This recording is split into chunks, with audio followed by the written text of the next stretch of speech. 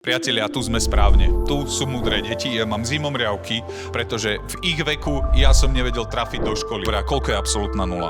Minus 273,15 stupňa Celzia. Keď sa vsiakne do pôdy. My máme ešte doma takú kvetinku od prababky veľkú.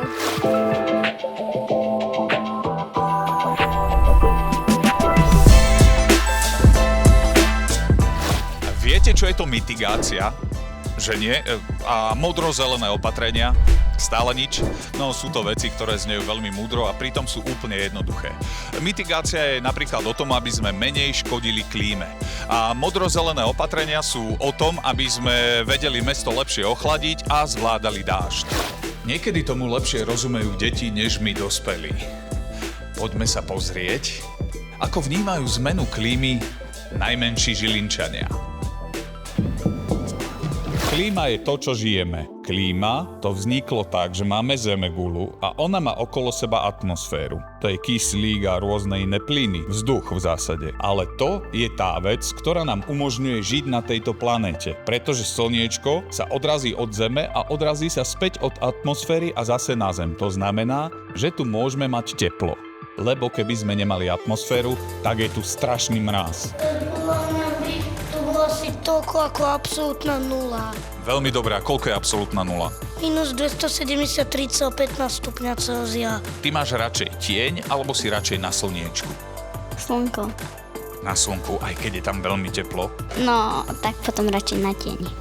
Je lepšie, keď prší, keď sa voda vsiakne do pôdy, alebo odtečie po chodníkoch. Keď sa vsiakne do pôdy. Keď sa vsiakne do pôdy. A prečo je to tak? Aby nám rastliny vedeli rásť.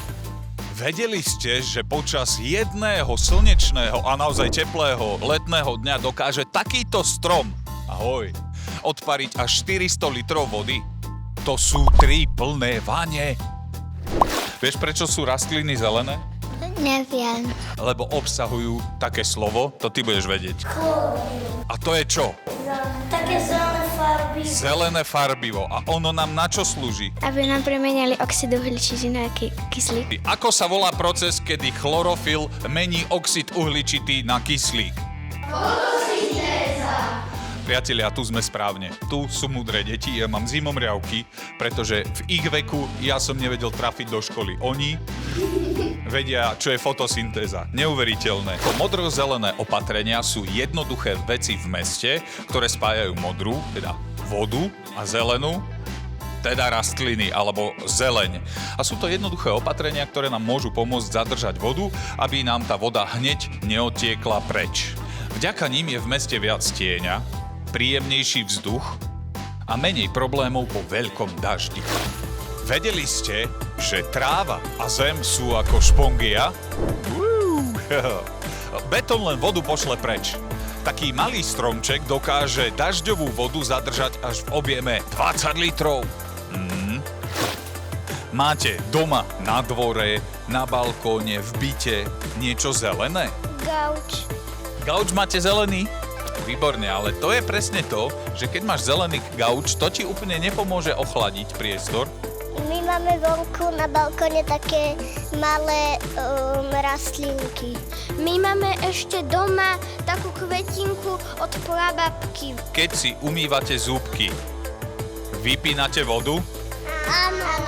Zastavuješ vodu? Áno, lebo keď nevypneme vodu, tak míňame. Presne tak. Kto u vás doma najviac hovorí, že treba zhasínať svetlo? Moja mamina. Hej, a prečo sa zhasína svetlo? Lebo by sme pritlbali, keby sme nezhasínali. No, zhasíname všetci, iba v špajzi, o to niekedy nezhasne.